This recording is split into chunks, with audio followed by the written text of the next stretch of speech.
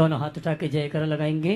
बोले देवादिदेव श्री आदिनाथ भगवान की, देवादिदेव श्री मुनीश्वरनाथ भगवान की, देवादिदेव श्री महावीर भगवान की, संत श्रमणी गुरुवराचार्य श्री विद्यासागर जी महाराज की, नवाचार्य श्री समय सागर जी महाराज की, गुणायतन पीड़िता शंका समाधान भावना एक प्रवर्तक जन जन के संत प्रखर वक्ता बोले परम पूजमनी श्री प्रमाण सागर जी महाराज के, मुनि श्री निवेक सागर जी संदान सागर जी महाराज के, देवी अहिल्या की नगरी मालवा की शान इंदौर के तुलसी नगर जिनालय से सायंकालीन टीवी चैनल का बहुचर्चित विश्व विख्यात शंका समाधान के कार्यक्रम में हम और आप अपनी शंकाओं का समाधान गुरुमुख से प्राप्त करें। उसके पूर्व जनवाणी चैनल के माध्यम से जिस कार्यक्रम को घर में बैठ के देखो सुन रहे हैं उन सभी का और यहाँ पर उपस्थित समस्त श्रावक श्राविकाओं का तुलसी नगर दिगंबर जैन समाज धर्म प्रभावना समिति सकल जैन समाज इंदौर हार्दिक अभिनंदन स्वागत करता है। चलते हैं प्रतिदिन की भांति परम पूज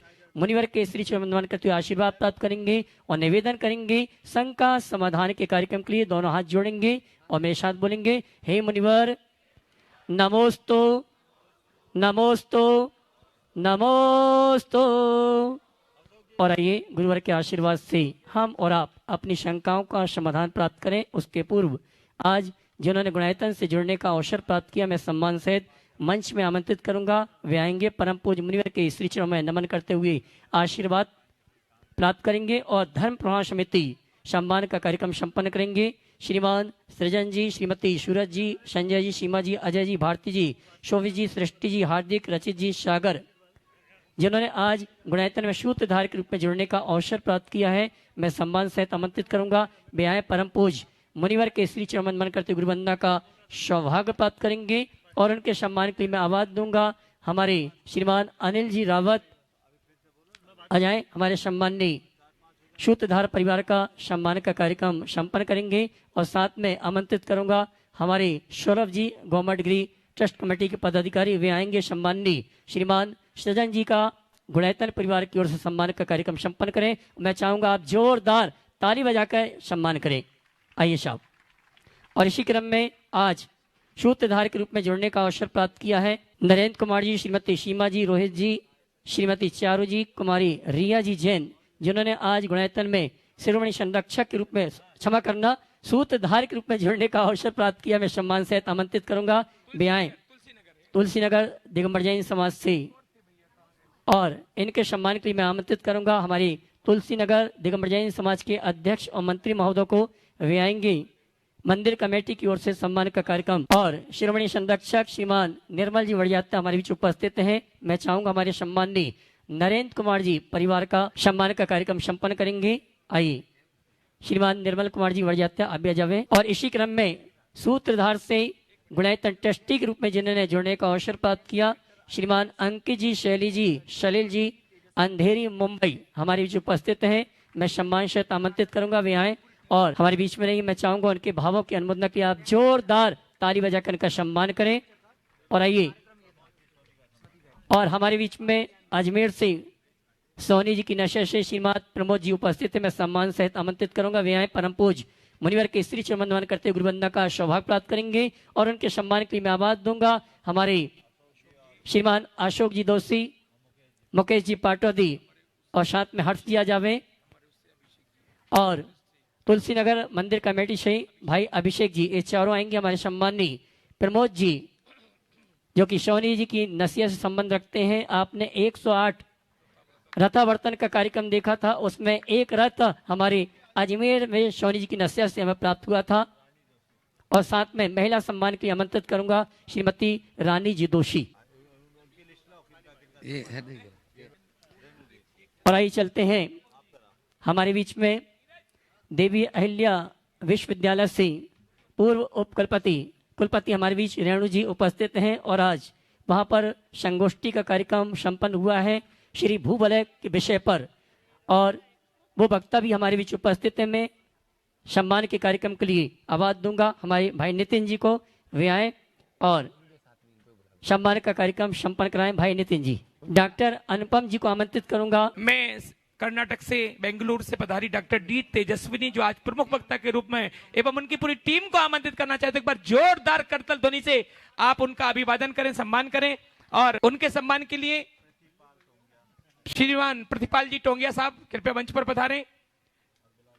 हमारे यहां से हमारे तुलसी नगर दिगंबर जैन पंचायत के अध्यक्ष कमेटी के सदस्य भाई महावीर जी पधारें। धर्म प्रभावना समिति से श्रीमान यजमान महोदय मुकेश भाई पाटोदी, अशोक जी दोषी, हर्ष भैया वो भी पधारें। और आदरणीय कमल जी, मनोज जी बाकलीवाल और कमल जी ट्रांसपोर्ट कृपया पधारें। और भाई नीरज जी, हमारे प्रोफेसर नीरज जी, एक बार जोरदार तालियां डॉक्टर अनुपम जी। और सबका सम्मान हमारी समिति यहाँ पर कर रही है। हाँ, अजय बहने ऊपर आ जाएं। ये जो कर्नाटक से सभी लोग यहाँ उपस्थित हुए, एक बार जोरदार तालियां बजा दें इनके सम्मान में।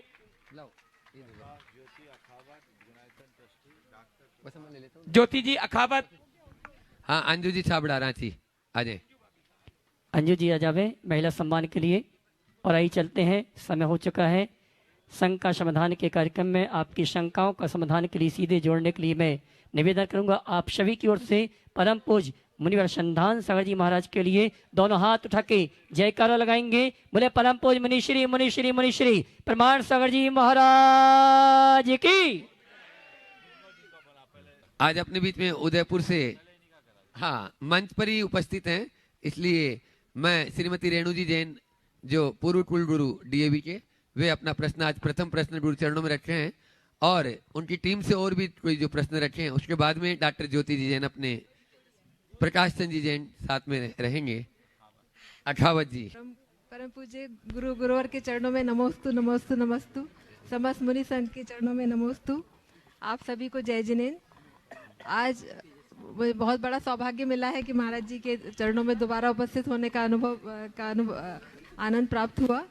आज एक राष्ट्रीय गणित दिवस है, उसके अवसर पर श्री भूवलय ग्रंथ पर जो हमारा आचार्य कुमुदेंदु महाराज जी ने लिखा है, एक बहुत ही अद्भुत ग्रंथ है, उस पर एक संगोष्ठी का आयोजन किया गया था। उसमें मुझे सौभाग्य प्राप्त हुआ भाग लेने का। और उसमें जो आज हमारी अतिथि हैं डॉक्टर डी तेजस्विनी, उनका एक बहुत ही सारगर्भित लेक्चर था। और मैं पहले तो महाराज जी से आशीर्वाद मांगना चाहती हूँ कि उसी विषय पर मुझे आगे भी कार्य करूँ मैं, और थोड़ा या तो डीएससी के लिए रजिस्ट्रेशन करवा लूँ, उसके लिए मैं महाराज जी से आशीर्वाद लेना चाहती हूँ। और इसको ऐसे अद्भुत ग्रंथ को उसका पूरा फायदा उसमें 718 भाषाओं में पूरा अंतर साहित्यिक पूरा संदर्भ दिया गया है। तो उसका किस तरह से हम लोग सारे शोधार्थीगण उसका फायदा उठा सकते हैं, ये मैं महाराज जी से थोड़ा उस पर प्रकाश दिलवाने की आगे चाहती हूँ। देखिए, भूवलय संपूर्ण भारतीय वाङ्मय का एक ऐसा अनूठा ग्रंथ है जो सारे विश्व के लिए एक आश्चर्य है। एक ही ग्रंथ में अनेक भाषाओं में अनेक ग्रंथों की संरचना, 17 भाषा बोल रहे हैं। आप कल्पना नहीं कर सकते। मैंने तो कुछ देखा, पर मुझे बहुत प्रसन्नता है कि इस पर बहुत व्यापक पैमाने पर कार्य हो रहा है। जैन समाज अपने स्तर से तो कर ही रही थी, पर मुझे ये सुनकर अतीव प्रसन्नता हुई कि रेणु जी के कार्यकाल में इस अभियान की शुरुआत हुई डॉक्टर अनुपम के विशेष प्रयासों से, और ये अहिल्या देवी विश्वविद्यालय का एक ठोस उपक्रम बन गया जो बहुत अच्छे परिणाम देगा। आज आपने जो बातें मुझे बताई सुनकर के बहुत प्रसन्नता हुई। और जो बहन डी तेजस्विनी बेंगलुरु से आई हैं और इन्होंने जो थोड़ी सी चर्चा में अपनी जानकारियां दी, मुझे लगता है कि आने वाले समय में बहुत अच्छा परिणाम आएगा। और इन्होंने मैनुअली उसको डिकोड करने का उपक्रम किया है और एआई के माध्यम से भी उसकी डिकोडिंग हुई है। मुझे दिखता है कि बहुत जल्दी भूवलय अपने पूर्ण विस्तार के साथ समाज के बीच प्रस्तुत होगा। मैं रेणु जी से उनके इस अच्छे कार्य के लिए बहुत बहुत साधुवाद और आशीर्वाद देता हूँ। और उन्होंने खुद इस पर काम करने का मनोभाव जताया कि अब सेवानिवृत्ति के बाद में कुछ अच्छा करना चाहती हूँ, तो मैं उनके इस सत प्रयास के लिए भी उन्हें बहुत बहुत आशीर्वाद देता हूँ। और मैं चाहूँगा डी तेजस्विनी जो बेंगलुरु से आई हैं, आप लोग एक बार जोरदार करतल ध्वनि से उनका भी अभिनंदन कर दें। संक्षेप में वो अपनी बात करें। नमस्ते महाराज जी, नमस्ते नमस्ते। हर टाइम हम देखते थे आपको मोबाइल में जो फॉरवर्ड किया जाता था शंका समाधान का, उसके ज़रिए आपको देखते थे और नमोस्तु बोलते थे, मगर कभी ख्याल नहीं हुआ उनसे ऐसे खुद मिलेंगे। ये तो मेरे लिए बहुत आश्चर्य की बात है। आज मेरा बड़ी भाग्य की बात है कि आपका दर्शन साक्षात हुआ और शंका समाधान में मैं भी हिस्सा ली। इसके लिए मैं बहुत आभार हूँ आपके। मेरा प्रश्न ये है आपसे, बहुत सारे जैन धर्म ग्रंथ जो सच्चाई का मार्ग दर्शाता है, जैनी लोग ऐसा नहीं है कि अज्ञानी है या नासमझ है या बुद्धि में थोड़ा कम मात्र है, ऐसा नहीं है। जिस पर भी बड़े बड़े हुद्दे में बैठे हैं वो सभी जैनी लोग हैं, और जहाँ पर इंटेलिजेंट का बात आता है तो जैनी लोग अग्रसर रहते हैं। फिर भी इतने सारे बुद्धिवता होते हुए भी कैसे सिद्धांत के ग्रंथों में, बहुत सारे सिद्धांत ग्रंथ है जो अनपब्लिश्ड है और लोगों तक नहीं पहुंच पाया, और ये काल की महिमा है या लोगों की अज्ञानता का महिमा है? अगर उनका बुद्धिवता जा रहा है तो इंजीनियरिंग फील्ड में जा रहा है, आईटी बीटी सब फील्ड में जा रहा है, तो सिद्धांत के फील्ड में थोड़ा कम पीछे कैसे रह गए? इसके लिए निश्चित जैन समाज एक प्रबुद्ध समाज है और जैनियों में प्रतिभा की कहीं कोई कमी नहीं है, और सारे संसार ने जैनियों की प्रतिभा का लोहा माना है। हर युग में जैनों ने अपनी प्रतिभा के बल पर अपना परचम फहराया है, और आज भी विश्व के कोने कोने में जैन लोग अपनी प्रतिभा के बल पर अपनी पहुंच बनाए हैं, और जहां भी पहुंचे हैं अपनी एक अलग पहचान बनाए। जहां तक सवाल है हमारे सिद्धांत ग्रंथों के प्रति लोगों का जो रुझान कम हुआ है, उसका कारण अभिरुचि बदली और सारे सामाजिक मूल्य अर्थ प्रधान हो गए, और लोगों का ध्यान पूरी तरह से अर्थकरी विद्या की ओर मुड़ गया। तो अर्थकरी विद्या से जुड़ जाने के कारण लोग उधर ही ज़्यादा आकर्षित हो जाते हैं, और उधर आकर्षित होने के परिणाम स्वरूप हम इस क्षेत्र में पिछड़ रहे हैं। हमें चाहिए कि लोगों को अर्थ के साथ परमार्थ से भी जुड़ें, उनके हृदय में ऐसी श्रद्धा जगाएं और मन में ऐसी बात बिठाएं कि जैन वाङ्मय में वह सब कुछ है जिसमें जीवन की समस्त समस्याओं का समाधान हो, स्वाध्याय के प्रति रुचि हो, और लोगों के अंदर हम उत्साह जगाते हैं तो निश्चित उनको वह सब कुछ पढ़ने और सीखने को मिलेगा जो संसार में कहीं नहीं सीख सकते। तो ये बात बिल्कुल सही है। आप लोग अगर रुचि जगाते हैं और जैन धर्म के मूल ग्रंथों को पढ़ते हैं तो आज जो आपकी श्रद्धा है उससे अनंत गुनी श्रद्धा आपकी बलवती होगी। ये प्रयास सबको करना चाहिए। जो अप्रकाशित सिद्धांत के गूढ़ ग्रंथ हैं हमें चाहिए कि हम उनका प्रकाशन करें, और मैं आपसे ही कहता हूँ अगर इस तरह के कोई ग्रंथ आपकी दृष्टि में आए आप उसे लाइए, हम समाज से प्रेरित करके उसे प्रकाशित करेंगे। इस टेक्नोलॉजी के दौर में ऐसा कोई ग्रंथ नहीं बचना चाहिए जो अप्रकाशित रहा है, हमें उसके लिए सतत प्रयास करना चाहिए। बहुत बहुत डॉक्टर ज्योति जी जैन, प्रकाश चंद जी जैन उदयपुर, जो गुणायतन के ट्रस्टी हैं और 2017 के जो चातुर्मास उदयपुर में जिनकी अहम भूमिका रही, एक बार जोरदार ताली बजा दीजिए। और मैं चाहूंगा यहाँ की समिति के पदाधिकारी अध्यक्ष मंत्री जी, नमोस्तु गुरुदेव, नमोस्तु नमोस्तु। और आर्किटेक्ट अभिषेक जी जैन गुणायतन ट्रस्टी, वे इनका सम्मान करेंगे वहीं जाकर। परम पूज्य मुनिवर के चरणों में बारंबार नमोस्तु।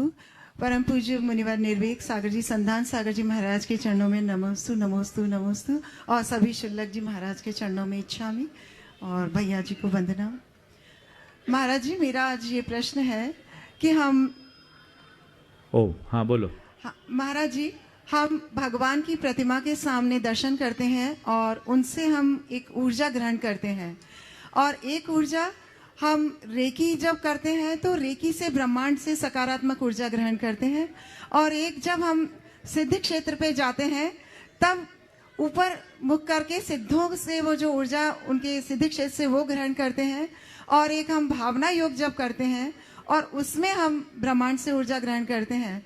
तो महाराज जी, इन सब में कोई फर्क है, और अगर है तो हमें कौन सा प्रयास ज्यादा करना चाहिए? देखिए, ऊर्जा तो ऊर्जा है, ब्रह्मांड की ऊर्जा है, सकारात्मक ऊर्जा है।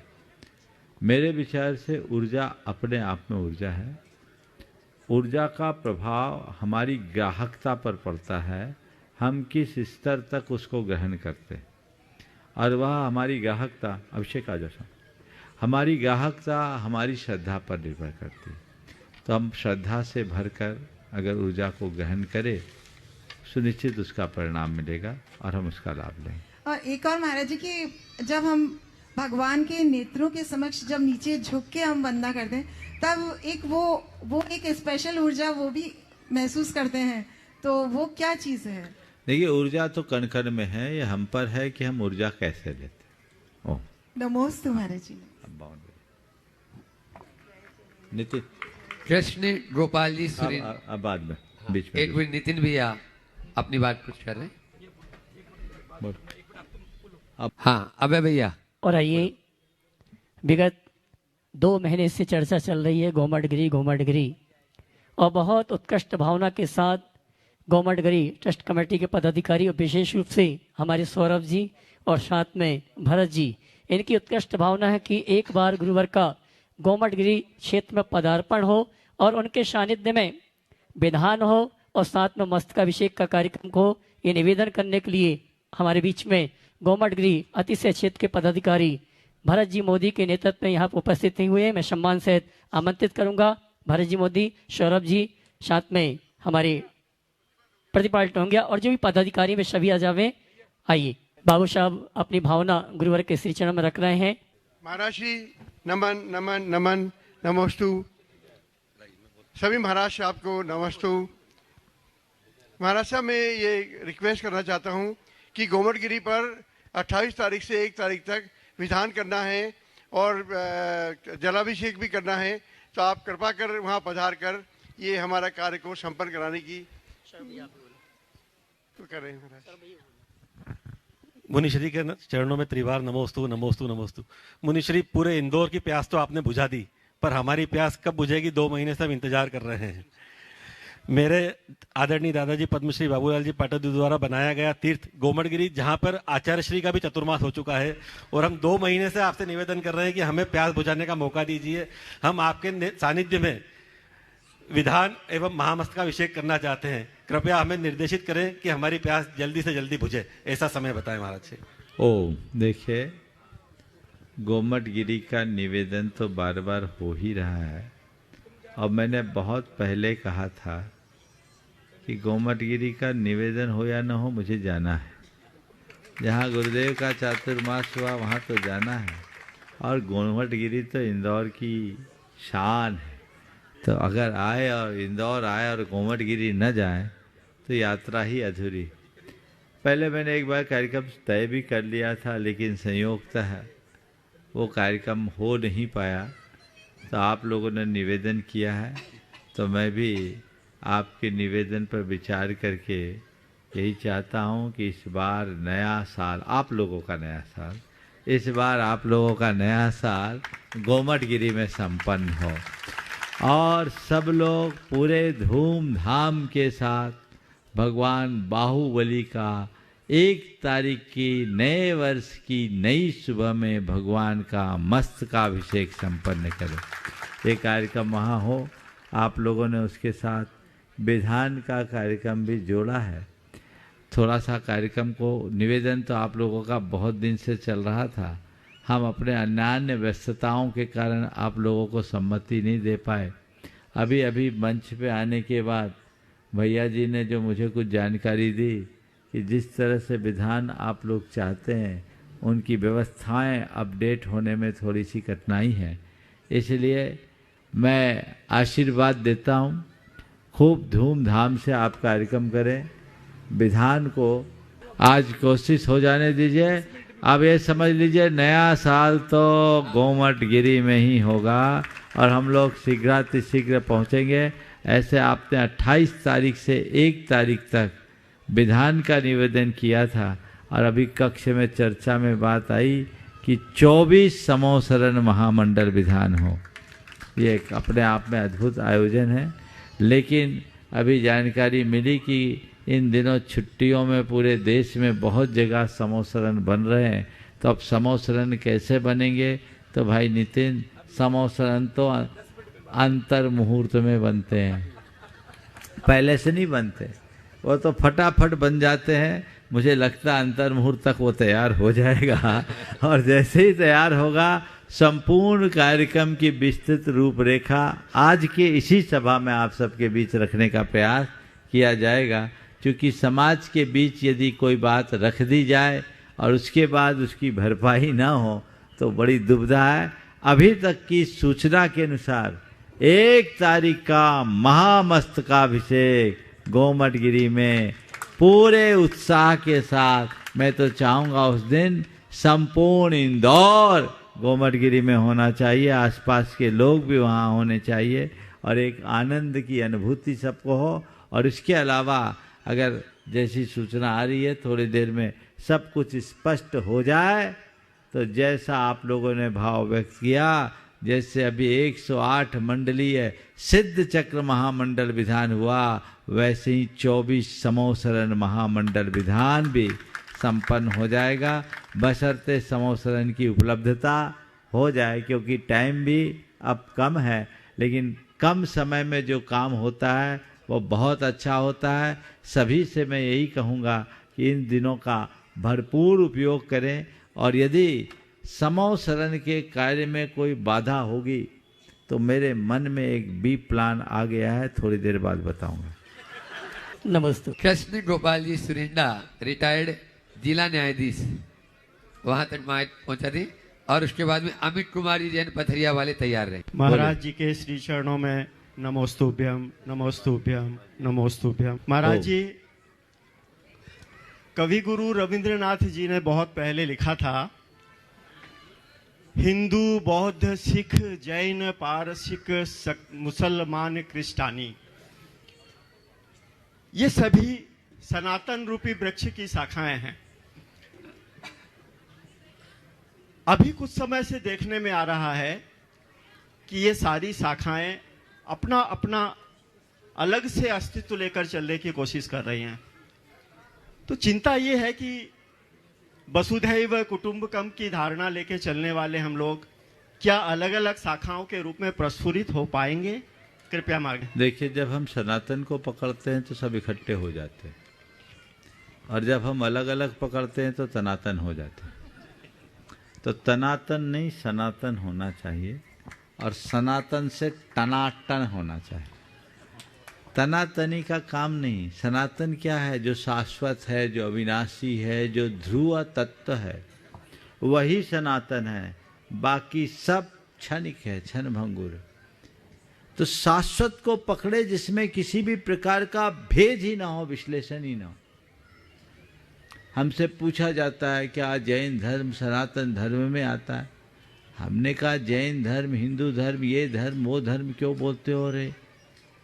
धर्म सनातन है, बाकी सब क्षण भंगुर है। तो हम धर्म को सनातन माने, धर्म शाश्वत है। यदि उस शाश्वत को पकड़ लेंगे तो बाकी चीजों को हटा दो। ये तो ऊपर की बातें हैं। धर्म धर्म है और धर्म का किसी जाति, संप्रदाय, पंथ, परंपरा से एक संबंध नहीं। धर्म तो हमारे भीतर का स्वरूप है और कहा जाता है धम्मो बत्थु सहावो, हमारे अंदर का स्वभाव धर्म है जो शाश्वत है। हम उस धर्म को पकड़े। अहिंसा धर्म है, करुणा धर्म है, प्रेम धर्म है, ये सनातन है। हम इस मूल्य को पकड़े। ऊपर के चोलों को पकड़ लेने के कारण हमारा सनातन छूट रहा है और तनातनी बनी हुई है। इसे बदलें। धन्यवाद। अमित कुमार जी जैन पथरिया, वे अपना प्रश्न और उसके बाद में गुणायतन के सूत्रधार नरेंद्र कुमारी जैन अतिरिक्त जिला परियोजना अधिकारी तैयार रहे। बोलिए। नमोस्तु महाराज जी। महाराज जी, मेरा एक विरोधाभास पर थोड़ा शंका समाधान चाहिए था महाराज जी। ऐसा अपने मानव के शरीर में सबसे निम्न स्थान पैरों का बोल दिया, पैरों का कोई महत्व नहीं, मतलब अगर किसी चीज में पैर लग जाए तो अशुद्ध हो गई। और वही जब पूजनीय की बात आती है तो चरणों की वंदना होती है, और चरणों से भी ज्यादा चरण रज गंधोदक, तो उसमें विरोधाभास का थोड़ा स्पष्टीकरण चाहिए था। देखिए, बहुत अच्छा सवाल है। चरण वंदना क्यों किया जाता है? पैरों को निकृष्ट अंग और माथे को उत्तमा, और उत्तम अंग को चरणों में नवाया जाता है। क्यों? इसलिए कि हमारे चरण चरित्र के द्योतक हैं। किसके द्योतक हैं?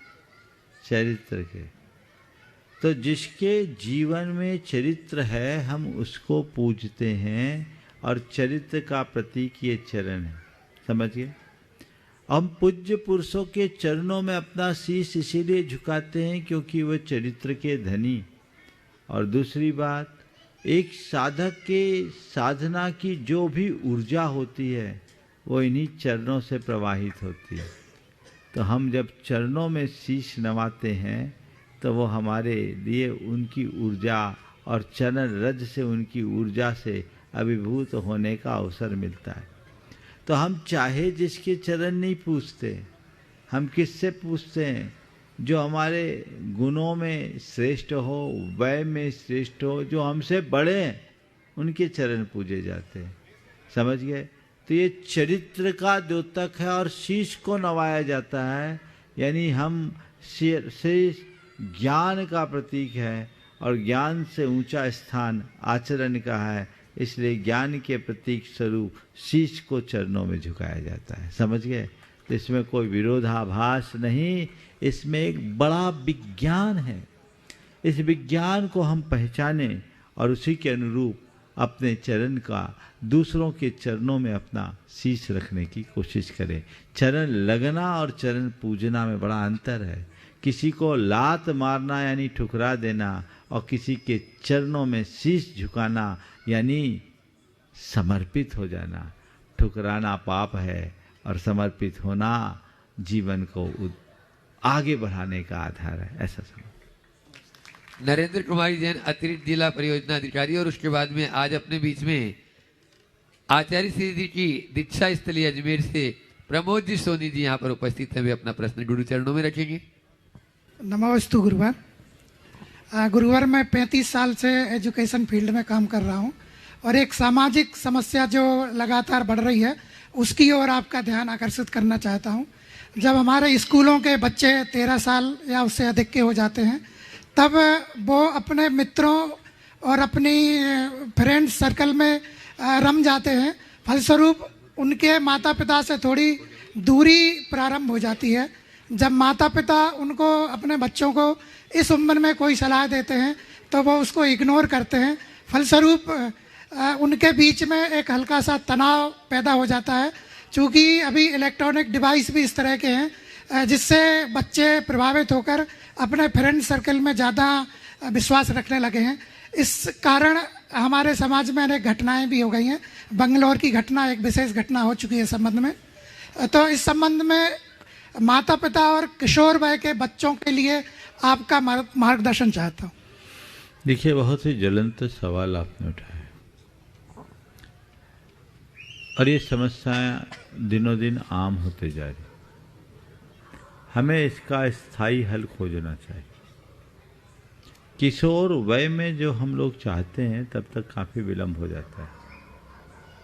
हम बचपन से ही बच्चों को अगर ठीक तरीके से तैयार करें और बच्चों के किशोर वय तक पहुंचते पहुंचते उनसे अपना संबंध थोड़ा दोस्ताना बना लें, तो बच्चे और अभिभावकों के बीच की जो दूरी है वो थोड़ी कम हो।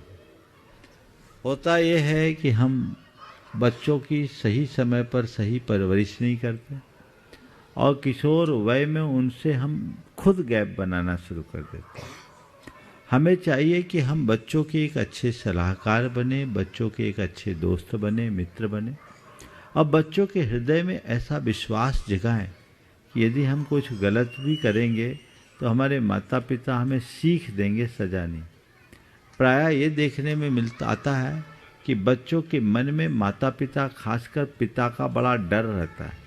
वो अपने पिता को पिता कम पुलिस के नज़रिए से ज़्यादा देखने लगता है। अगर पिता पिता की जगह पुलिस बन जाएगा तो फिर घर में तो थाने जैसा ही माहौल रह पाएगा। इसलिए घर को घर जैसा माहौल देने के लिए माता पिता को चाहिए कि बच्चों के साथ बहुत ही फ्रेंडली बिहेवियर होना चाहिए। ऐसा मित्रतापूर्ण व्यवहार आप करें ताकि बच्चे आपसे अंतरंग से जुड़े रहे और आपका उन पर विश्वास हो और उनकी आप पर श्रद्धा हो, खंडित नहीं होनी चाहिए। आप बात बात पर बच्चों पर शंका करेंगे तो बच्चे भटक जाएंगे। बच्चों पर शंका न करें, थोड़ा भरोसा करें और उनको बहुत ज़्यादा नियंत्रण में भी न रखें, थोड़ी आज़ादी दें। या तो आप लोग पूर्ण नियंत्रण रखते हैं या पूरी तरह से आज़ाद कर देते हैं। अंकुश युक्त आज़ादी होनी चाहिए। अंकुश युक्त आज़ादी मतलब जैसे एक पेड़ लगाते हैं तो पेड़ की सुरक्षा के लिए आप लोग ट्री गार्ड लगाते हैं। ट्री गार्ड कैसे लगाते हैं? एकदम पेड़ से चिपका करके, क्या थोड़ा डिस्टेंस रख करके, ताकि वो पौधा हिल डुल सके। ट्री गार्ड नहीं लगाएंगे तो उसको मवेशी चर के बर्बाद कर देंगे। तो पेड़ आगे बढ़े, खिले खेले और थोड़ा मौसम से जूझे। पेड़ हिलेगा डुलेगा नहीं तो पेड़ बढ़ नहीं पाएगा, बढ़ भी जाए तो कमजोर रहेगा, उसको हिलने डुलने की अनुकूलता। तो बच्चों को एक दायरे की बाउंड्री लाइन खींच दीजिए, बेटा ये तेरी बाउंड्री है, इससे बाहर न जा। अपने बचपने को याद कीजिए, माँ छोटे बच्चे को कहती बेटा खेलना है तो खेल, लेकिन आंगन से बाहर मत जाना, तो बच्चा उसमें ही तक रहता था।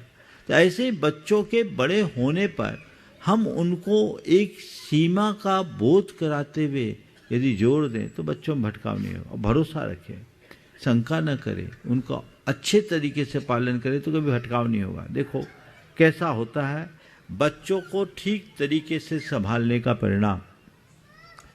एक बच्चा बहुत आज्ञाकारी, विनीत, संस्कारित, मेधावी बच्चा था। अपने दोस्तों के आग्रह पर नाइट शो फिल्म देखने के लिए गया।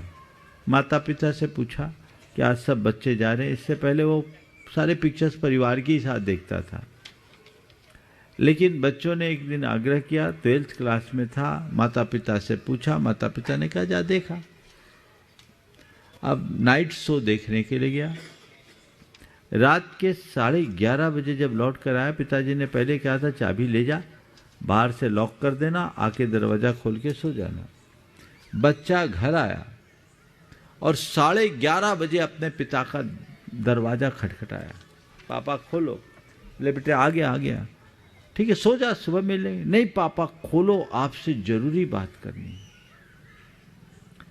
क्या बात करनी है? बोला आप खोलिए ना, हमें जरूरी बात करनी है। पिता ने दरवाज़ा खोला, देखा बेटा बहुत बदहवास सा था। बोले बेटा क्या हो गया तुझे? बोले पापा बहुत गलत हो गया। बोले क्या गलत हो गया? तो इतना घबराया हुआ और इतना परेशान सा क्यों है? बोले पापा क्या बताऊं, मैंने आज आपका भरोसा खंडित कर दिया। मैंने आज आपका भरोसा खंडित कर दिया। बोले क्या? बोले फिल्म देख के लौट रहे थे, रेस्टोरेंट में सब बच्चे गए तो वहाँ दोस्तों ने बियर पिया और मुझसे भी आग्रह किया। मैंने मना किया कि मैं ये सब नहीं कर सकता। फिर लोगों ने कहा थोड़ा सा कर लो, 2 बूंद कर लो, 2 बूंद लेने में क्या दिक्कत है। उनने मेरे पानी के गिलास में 2 बूंद बियर दिया और मैंने पी लिया। पी तो लिया लेकिन पेट में जाते ही मेरे दिमाग में हलचल होने लगी, मेरा हृदय कचोटने लगा कि इन दोस्तों के थोड़े से मीठे बोल के कारण मैंने अपने पिता के 18 साल का विश्वास खंडित कर दिया। पापा मुझे बहुत तकलीफ हो रही है कि मैंने बहुत बड़ी गलती की, दोस्तों के आगे आपका विश्वास, आपका भरोसा खंडित कर दिया। पापा मुझे माफ़ करो। और मैं ऐसा इसलिए कह रहा था कहीं सुबह तक मेरे विचार न बदल जाए, लेकिन मैं आपको इतना भरोसा दिलाता हूँ कि आज के बाद मेरे जीवन में ऐसा कभी कुछ नहीं होगा। ये है परवरिश। बच्चे के मन में ऐसी आप तैयारी कीजिए कि गलती करे नहीं, और गलती करे जैसे उसको गलतियां का एहसास हो सीधे सामने आकर निवेदन करे, तब बच्चे कभी नहीं भटक सकते। और आज भी ऐसे लोग बहुत सारे हैं जो इस तरह का व्यवहार करते, यदि इसको अपनाएंगे सुनिश्चित उसके परिणाम आएंगे। नमस्ते बाबू, नमस्ते। इंदौर के रथावर्तन महोत्सव में जिनका रथ एक शान बना, ऐसे और खुद लेकर आए प्रमोद जी सोनी अजमेर, वे अपना प्रश्न गुरु चरणों में रख रहे हैं। और उसके बाद में संजय सीमा जी जैन परिवार तैयार रहेंगे जो आज सूत्रधार बने। मुनिराजों को नमोस्तु, शुल्लक जी को इच्छामि।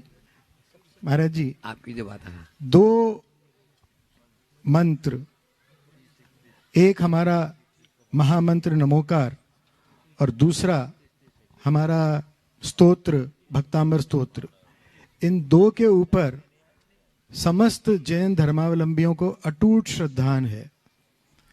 अपनी बात महाराज जी, महामंत्र नमोकार और भक्तांबर स्तोत्र, इन दोनों के ऊपर में जैन धर्मावलंबियों को अटूट विश्वास है। इनकी महिमा जैन समाज को तो कम से कम बताने की आवश्यकता नहीं है, किंतु रिसर्च क्या इन मंत्रों के ऊपर, क्या स्तोत्र के ऊपर, इनका प्रभाव हमारे ऊपर क्या पड़ता है, और इनका रेगुलर स्तवन करने से, बोलने से, माला फेरने से, पाठ करने से, इसके ऊपर क्या कोई रिसर्च हुई है? और अगर नहीं तो महाराज जी, जैसे भावना योग आज धीरे धीरे डेटा कलेक्शन हुआ है और उससे लोगों को मालूम चलने लगा, अजैनों पे भी प्रभाव पड़ने लगा, सबको धीरे धीरे इसका, क्योंकि एक हमने सिस्टमेटिक तरीके से स्टडी करी है। मगर नमोकार मंत्र हमारा अनादि निधन मंत्र और भक्तांबर स्तोत्र, इन दोनों के ऊपर मेरी जानकारी में नहीं है कि कोई रिसर्च हुई हो। महाराज जी, इनके ऊपर कोई रिसर्च करवाई है जो इस पूरे विश्व के अंदर जो है इनकी मान्यता आ जाए। बहुत अच्छा प्रस्ताव आपने यहाँ रखा है। जहाँ तक नमोकार महामंत्र की बात है, नमोकार मंत्र पर काफ़ी कुछ शोध खोज हुआ है, और एक सबसे श्रेष्ठ ग्रंथ तो डॉक्टर नेमीचंद जैन का है, नमोकार मंत्र एक अनुचिंतन, वो अपने आप में अद्भुत है। कुछ लोगों ने PhD भी की है नमोकार पर, और नमोकार के माध्यम से हीलिंग के भी उपक्रम किए हैं, और बहुत सारे लोग इसका प्रयोग कर रहे हैं। हमें योजनाबद्ध तरीके से इसको प्रचारित करना चाहिए। भक्तांबर पर तो जर्मनी में बहुत सारे रिसर्च हुए और लोग इस पर काम कर रहे हैं। भक्तांबर के कार्ड्स बने, उन कार्ड्स के माध्यम से लोगों की चिकित्सा भी करते हैं। एक विद्वान है पूना में, वो भक्तांबर के माध्यम से कैंसर जैसे असाध्य बीमारी की चिकित्सा करते हैं। वो भक्तांबर के माध्यम से चिकित्सा करते हैं, और वो ज्योमेट्रिकल वास्तु का ऊपर काम करते हैं, और जर्मनी से पूरा पढ़ कर के आए, अपनी क्लासेस लेते हैं, और मूल रूप से वो आपके इंदौर से ही जुड़े हुए हैं जो पूना में रहते हैं। हाँ, और आपने नाम लिया, और आपके अजमेर में ही मेरे पास सबसे पहले आए थे वो 2016 में। बहुत क्रांतिकारी काम। हमें इस तरह के कार्यों को प्रचारित करना चाहिए, अच्छे ढंग से प्रसारित करना चाहिए। लोग विविध तरीके से कर भी रहे हैं, हमें इन्हें आगे बढ़ाने का प्रयास करना चाहिए। नमोकार मंत्र और भक्तांबर की जब बात हम करते हैं तो ये हम केवल जैनियों तक सीमित हो जाती है, क्योंकि जब किसी मंत्र या किसी स्तोत्र की बात होती है तो सब लोगों की एक परंपरागत जो आस्था होती है उसी से बंधे रहते हैं, वो जगत व्यापी नहीं बन पाते। हमें बनाने का प्रयास करना चाहिए। लेकिन इन्हीं सब बातों को ध्यान में रखते हुए हमने भावना योग डिजाइन किया कि भावना योग एक ऐसा माध्यम है जो जैन धर्म को जगत व्यापी बना सकेगा।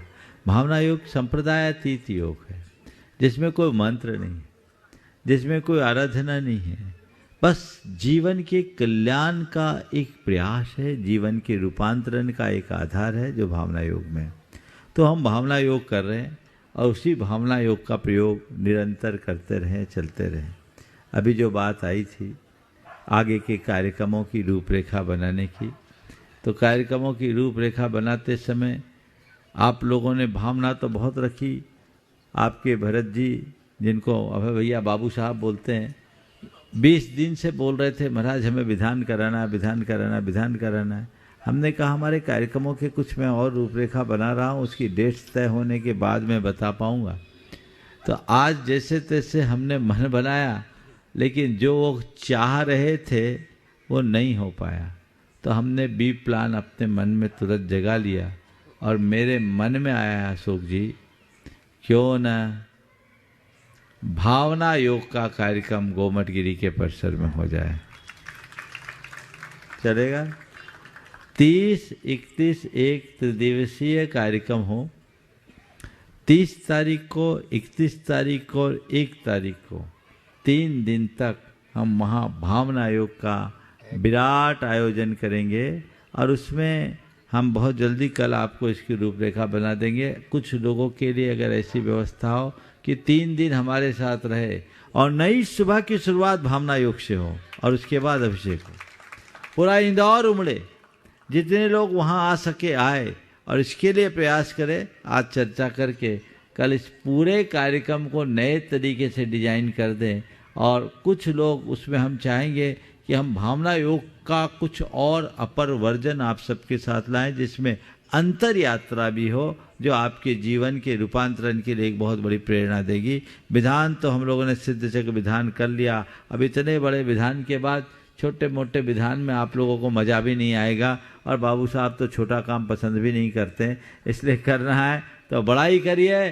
और गोमटगिरी की इस वादी में हम भावना योग का बृहद कार्यक्रम संपन्न कराएं, ये अपने आप में बहुत अच्छा होगा।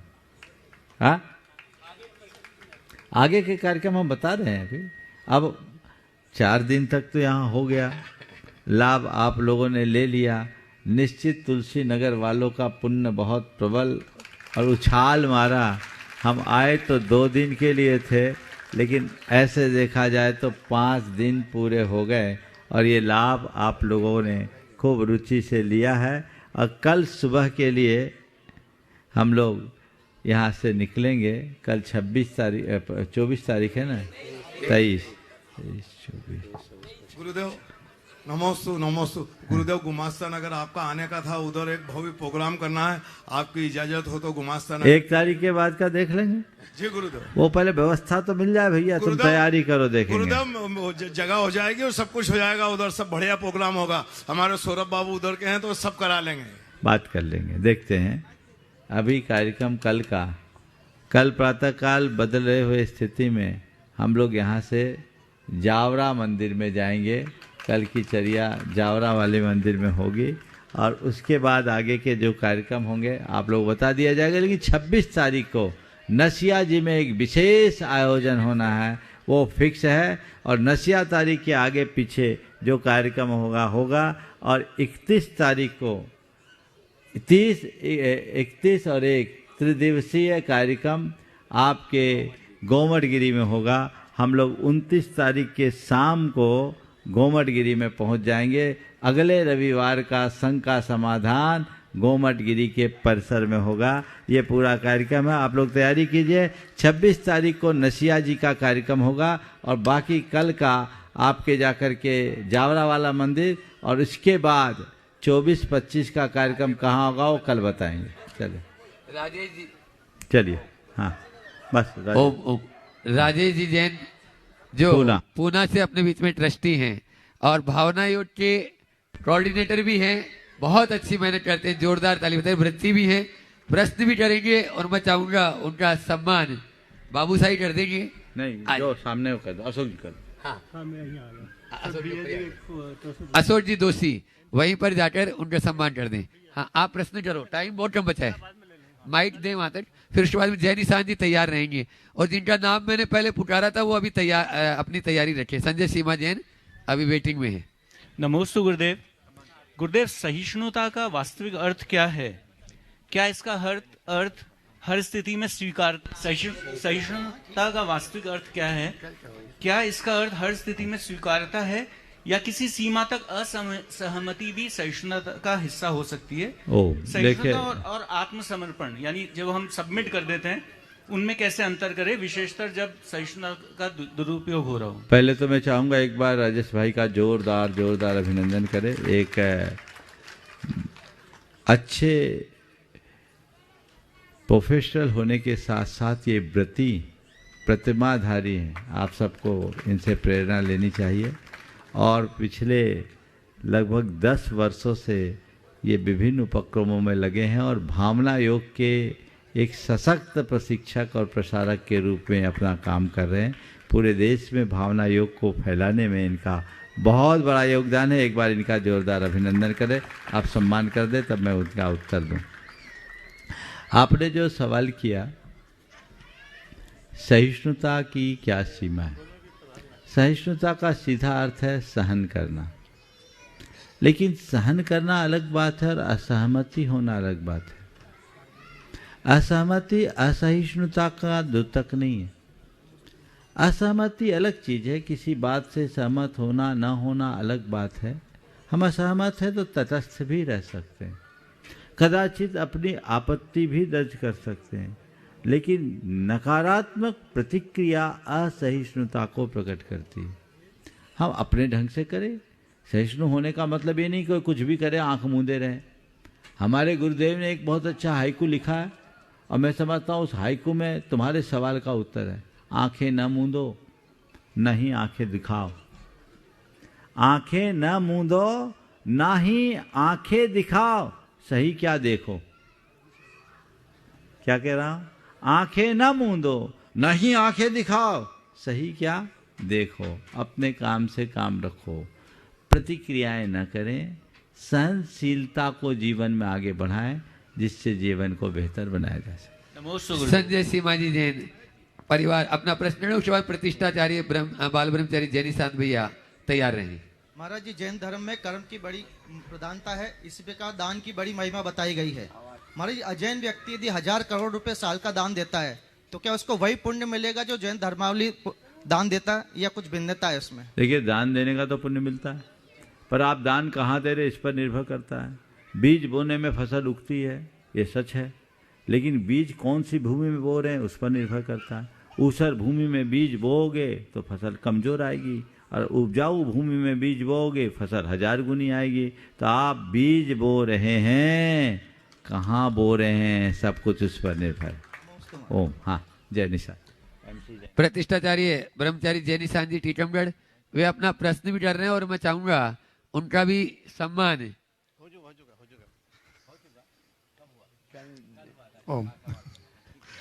एक बार जोरदार तालियों से हमारे भैया जी का सम्मान कर दें। वे अपना प्रश्न रखें और उसके बाद में आज अपने बीच में शोभित जी जैन IAS के पिता, माता श्री और पूरा परिवार यहाँ पर उपस्थित है। MC जैन साहब वे अपना प्रश्न रखेंगे। पूज्य को नमोस्तु नमोस्तु नमोस्तु। संघ के चरणों में है भाव। प्रश्न है, उसके पहले मैं एक निवेदन करना चाहता हूँ कि जिनका उपकार हमें मिलता है, जिनसे हमें उठने का सौभाग्य प्राप्त होता है, जिनसे जीवन का निर्माण होता है, ऐसे व्यक्तियों के प्रति हमारा भाव होता है। उनके ऋण को हम कोई चुका नहीं सकते हैं, फिर भी कोशिश करते हैं।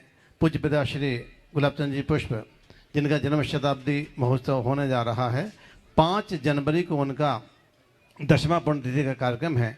वो आपके इसी चरणों में उनके लिए लिखे गए स्मरणांजलि ग्रंथ का लोकार्पण भी हम करना चाहते हैं। तो जो भी जुड़े हैं संस्थाओं से, अखिल भारतीय दिग्विजय शास्त्री परिषद, विद्युत परिषद एवं समस्त समाज के लोगों से अनुरोध कर रहा हूं कि इंदौर में आयोजित उस कार्यक्रम में अवश्य उपस्थित हों और हमारे पुष्प परिवार का यह आमंत्रण स्वीकार करें। और महाराज जी, प्रश्न ये है कि वर्तमान में चाहे बर्थडे हो, चाहे सालगिरह हो, चाहे कोई भी कार्यक्रम हो, परिवार का राग वाला कार्यक्रम बड़े उत्साह से मनाया जाता है, कार्ड छापे जाता है, और जो कोई महिलाओं का कोई व्रत का उद्यापन हो, उसके उद्यापन के लिए बड़े तटस्थ रूप से देखा जाता है। जबकि इतिहास कहता है कि उद्यापन इतना महत्वपूर्ण होता है, यदि उद्यापन ना हो पाए तो व्रत को दोगुना करना चाहिए। और साथ में लिखा हुआ है कि प्रतिष्ठा कराएं, ग्रंथ छपवाएं, मंदिर बनवाएं, ऐसे उत्कृष्ट कार्य किए जाते हैं। तो ये जो उदासीनता आ रही है, बीच में गैप हो रहा है, इसको कैसे दूर किया जाए? देखिए, उद्यापन के प्रति उत्साह रहना चाहिए, लेकिन इसमें मैं थोड़ा आपसे असहमति व्यक्त करूँगा। मुझे लगता है कि ये जो उद्यापन को इतना महिमा मंडित कर दिया गया, इसके पीछे कुछ और दृष्टिकोण रहा। और वो दृष्टिकोण रहा कि इसके निमित्त उत्साहित हो और आपका संग्रह बढ़े, मंदिरों में सामग्री बढ़े, मठों में बढ़े। मैं जो बोल रहा हूँ सुनो। और इसलिए डर दिखा दिया गया कि उद्यापन नहीं करोगे तो तुम्हारा व्रत खराब हो जाएगा, तो दुगना करना पड़ेगा। अरे उद्यापन हम मुनि लोग व्रत करते हैं, हम कैसे उद्यापन करेंगे, हमारे पास तो कुछ नहीं है। तो असली उद्यापन क्या है, सुन लो मैं बोल रहा हूँ, मेरी बात सुन के चौंकोगे तुम लोग। उद्यापन, असली उद्यापन क्या है, थोड़ा 5 मिनट बढ़ा दो। उद्यापन असली क्या है, हमने व्रत किया, भगवान के चरणों में श्रीफल अर्पित करो, अर्घ्य चढ़ाओ और अपनी आलोचना पूर्वक, हे भगवान आपकी कृपा से, आपकी साक्षी पूर्वक, देव गुरु धर्म की साक्षी पूर्वक मैंने अमुक व्रत ग्रहण किया और उस अमुक व्रत का निरतिचार पालन करने का अपने स्तर पर प्रयास किया। आपकी कृपा प्रसाद से मेरा व्रत संपन्न हो गया। आपके चरणों में मैं निवेदन करता हूँ कि मेरे इस व्रत के अनुपालन में अतिक्रम, व्यतिक्रम, अतिचार, अनाचार आदि कोई भी दोष लगे हों तो आपके प्रभाव से वे सारे दोष मिथ्या हो और मैं इसी तरह आगे आगे भी अन्य व्रतों को करने में समर्थ हो सकूं। और ये भाव चढ़ा के अर्घ अर्पित कर दो, हो गया उद्यापन।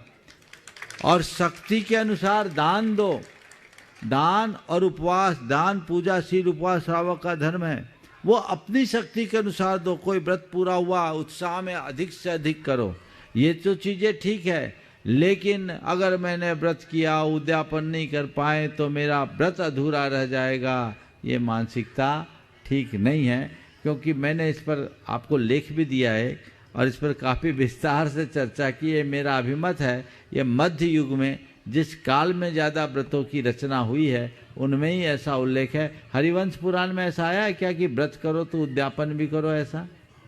प्रतिमा स्थापित करना। अरे मैं बोल रहा हूँ हरिवंश पुराण में क्या आया है जहाँ सारे बड़े बड़े व्रतों का उल्लेख है, थोड़ा देख कर मुझे ताजा करके बताना। मैं मतलब गैप की बात कर रहा हूँ कि जो एक तटस्थता, देखो उद्यापन के विषय में उल्लास होना चाहिए, उमंग होना चाहिए और एक व्रत को आप संपन्न कर रहे तो उसको सेलिब्रेट करिए। इससे क्या होगा, फायदा क्या होगा, दूसरों को व्रत अंगीकार करने का अवसर मिलेगा। लेकिन इसको इतना आडंबरपूर्ण मत बनाइए कि दूसरा फिर व्रत करने की हिम्मत ही ना कर पाए कि व्रत करूं तो मुझे उद्यापन में ये करना पड़ेगा। वो भी तो एक नेगेटिव बातें हैं। अब व्रत करें तो उद्यापन के खर्चे, और जैनियों का कोई भी सेलिब्रेशन कैसा होता है आप सबको पता ही है।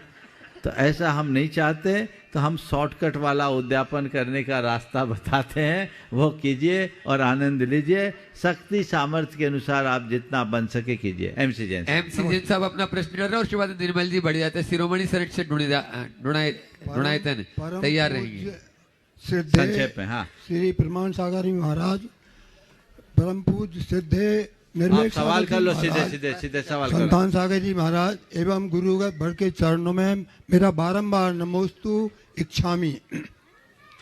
गुरुदेव, मैं आगम ग्रंथों का अध्ययन करता रहता हूँ तो उसमें मुझे ऐसा आभास हुआ है कि आदिनाथ भगवान ने 1000 वर्ष तप किया, तो और उसके बाद उनको 1000 वर्ष बाद उनको मतलब सिद्धि केवल ज्ञान प्राप्त हुआ। परंतु बाहुबली स्वामी ने 1 साल मतलब उनको व्रत किया, उनके ऊपर बेलें लपट गई, इसके बाद भी उनको बाद में 1 साल बाद केवल ज्ञान हुआ। और भरत चक्रवर्ती को तो अंतर मुहूर्त में केवल ज्ञान हो गया। तो क्या आदिनाथ भगवान में विशुद्धि कम थी क्या उनके उसमें? ये जो चीजें हैं ये केवल भवितव्य पर निर्भर करता है। विशुद्धि तो आदिनाथ की भी अंतर मुहूर्त की थी और भरत की भी अंतर मुहूर्त की ही थी, और जिसने केवल ज्ञान पाया वो अंतर मुहूर्त की है। ये मालूम आपको बचपन का याद होगा, एक खेल होता था छर्रा को पिल करने का, होता था ना, स्ट्रेगर से खींचते और जिसका छर्रा पूरा पिल हो जाए वो विजेता माना जाता था। मिठाइयाँ मिलती थी, है ना। तो ये छर्रा है, अब किसका पहले स्ट्राइक में निकला, किसका दूसरे में, किसका तीसरे में, ये तो एक जिसका ट्रिक लग गया सो लग गया। पर ये मानो सबका छर्रा पिल तो हुआ है, केवल ज्ञान हो गया, इसलिए इसमें दिमाग नहीं लगाए। निर्मल भाई। निर्मल जी बढ़ जाते हैं और उसके बाद में विद्या प्रमाण युवा संघ तुलसी नगर दीजिए पीछे जल्दी। हाँ, नमोस्तु नमोस्तु नमोस्तु महाराज। महाराज जी, मेरा प्रश्न ये है कि हम लोग जब ट्रैवल कर रहे होते हैं तो साड़ी में नहीं होते हैं, तो रास्ते में जो भी मंदिर आता है दर्शन करने की इच्छा होती है, तो ऐसे में करना चाहिए या नहीं? अगर हम नहीं करते हैं तो भी जो हमारे साथ गए हैं उनको भी आकुलता होती है कि हम गाड़ी में बैठे हैं। देखो, ऐसा है कि आप मंदिर जा रहे हैं, ट्रैवल करने के लिए जा रहे हैं, अब उस समय आपकी यूनिफॉर्म अलग है, भगवान के दर्शन करे कि नहीं करे। मेरा ये कहना है कि अगर शालीनता के साथ आपने वस्त्र पहने हैं तो भगवान के दर्शन से रोकना ठीक नहीं। आपके वस्त्र सही होने चाहिए और भारतीय परिधान के अनुकूल होना चाहिए। जहाँ तक साड़ी और सूट का सवाल है तो अभी तो यहीं देखेंगे तो 25% बूढ़ी बूढ़ी माताएं सूट में दिखेगी। और मैंने एक बड़ा अंतर महसूस किया कोविड के बाद, प्रायः साड़ियाँ गायब हो गई। मुझसे किसी ने बोला, एक दिन चर्चा चल रही थी कि महाराज अब तो साड़ियाँ गोल हो गई, तो एक ने कहा महाराज कम से कम महिलाओं ने साड़ियों को इतने दिन मेंटेन तो किया, धोती तो 50 साल पहले गोल हो गई। तो धोतियाँ पहले गोल हुई, साड़ी बाद में गोल हो रही है।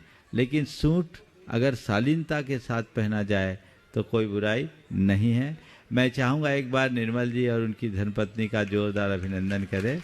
ये इनकी माता श्री वंदना जी बड़जात्या गुणायतन की शिरोमणि संरक्षक हैं, जो इन दिनों कोटा में है। बहुत उदार चित्त बहन है और वो अब उनकी ही परंपरा को आगे लेकर जाने का दायित्व निर्मल भाई को है। और मैं चाहूँगा उनको गुणायतन का यह जो प्रतीक है उनके परिवार में पहुंचाने के लिए गुणायतन के शिरोमणि संरक्षक यहाँ पर जो है मुकेश जी, हर्ष जी हैं, वहाँ जाके दे दें, वहीं पर पहुंचा दें। हाँ, जब तक विद्या प्रमाण युवा संघ अपना प्रश्न करें। हाँ, मुनिश्री को त्रियोग से बारंबार नमस्तु। महाराज जी, मैं सुलभ जैन, बोलो। हम सबके विद्या प्रमाण युवा संघ पर आपकी असीम आशीर्वाद की कामना करता हूँ। महाराज जी, अभी आपने बोला कि 26 तारीख है क्या कल, तो मतलब आपके मन में था कि 26 तारीख तक तुलसी नगर को मिलना चाहिए? नहीं, मैंने ये नहीं कहा कल कौन से थे। अब तुम तो अपनी बात करो। हाँ महाराज जी, जो भी था अगर वो मिल जाए तो बहुत असीम कृपा होगी हमारी। तुम लोग तय कर लो कि अब 26 तारीख तक महाराज का पीछा नहीं छोड़ेंगे। बिल्कुल महाराज जी। चलिए महाराज जी, बोलिए। महाराज जी, प्रश्न रह गया, छोटा सा प्रश्न। ओवर समाप्त हो गया। बोलिए परम पूज्य आचार्य गुरुवासरी विद्यासागर जी महाराज की।